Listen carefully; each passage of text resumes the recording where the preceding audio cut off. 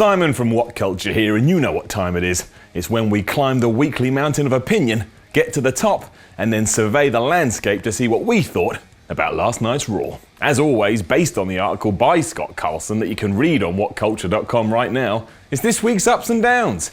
Imagine it as a weird peek into our own brains as we tell you what was really good on Raw, what absolutely sucked.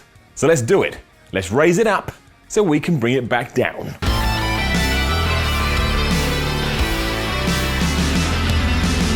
We start on a down this week as Mark Henry returned to Raw, only to get absolutely eaten alive by my favourite person on the roster, Rusev. I quite liked the world's strongest man's impassioned promo about wanting one last run. And that lasted 5 minutes. I completely understand what WWE was trying to do. Henry does have some name value, so feeding him to Rusev elevates him to the next level. But given that Mark is in the twilight of his career, I would have liked to seen this one eke its way out for a few weeks. Oh well, no joke. I love Heath Slater. The man is endlessly entertaining, and now that he's being featured prominently again, I look forward to see what he's going to do each and every week. This Raw was no different when none other than Jinder Mahal returned, and then Mick Foley came out and said the two former band members had to square off against each other to see who would earn a spot on the Raw roster. Slater refused, Mahal took advantage, and this whole draft thing with Heath Slater continues. Tick that up box. I tell you what was a really weird down on this week's Raw. The match between Cesaro and Sheamus, with whoever impressed the most getting a US title shot at some point in the future or something. I'm glad Cesaro got the win, but I've no idea what it means. The obvious US title feud now is Roman Reigns versus Rusev. So what? We're just going to bring one of these guys in when we see fit? Or is it a three-way? I have no idea, and I should have some idea. Give me something, damn it! Squash matches again returned on Raw, and squash matches again were very effective in getting over Nia Jax and Braun Strowman.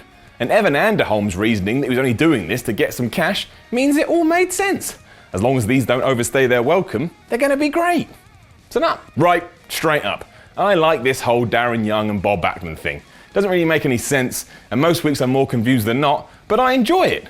What I didn't enjoy was what they did on this week's Raw. Going head to head with former partner Titus O'Neil, it came across as if Titus was now a heel, especially when he threatened to beat up Bob Backlund at the end of the match. But why didn't they do that at the start of the match so we, the fans, could go, okay, so I'm not supposed to like that guy, but I am supposed to like that guy. It wasn't the end of the world, but it all felt a bit weird.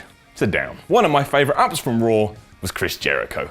His latest run is easily his most enjoyable yet, especially that scarf.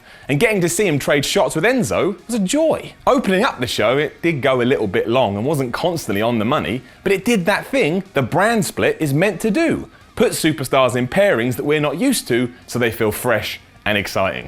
It was lovely. Gallows and Anderson lost in a ridiculously quick time to the New Day on this week's Raw. Sure, it was a roll-up pin out of nowhere, but it was unnecessary, it made me sad, and now I gotta get over the whole thing. Down. Raw opened with a women's match. Sure, Jericho and Enzo were a part of that as well, but it put the focus on them straight away. And Sasha Banks and Charlotte seem to get better every week. I love this new era stuff. Up. Seth Rollins was a constant up on this week's Raw. Don't get me wrong, I'm all in for Finn Balor to win at this year's SummerSlam, but Rollins shined in his segment with Finn and then did so again in his match with Sami Zayn. He is, without a doubt, one of the best performers in the world right now, and anytime he's on camera, Raw feels like a better show. He's the man. I don't care what he did.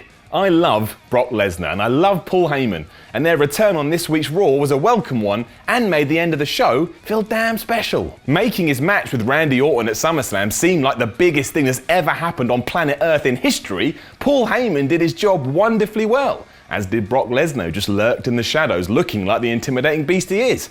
And then out of nowhere, there was Randy Orton with an RKO. You'd be well within your rights to moan that WWE already having SmackDown stars invading Raw is a little bit much, but as long as they keep it exclusive to this feud, I don't mind it. Besides, it worked. So that means it's an up. Certainly not as good as last week's episode, Raw still managed to have some great moments and more or less was entertaining from start to finish. And I would say that WWE have taken that momentum from last week, kept it going. Now, you know what to do.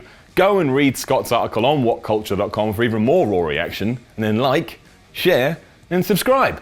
Then come follow me on Twitter at SimonMiller316 and tell me what you thought about this week's Raw. I'm Simon from WhatCulture. Go and enjoy your day, enjoy life, and remember, always believe.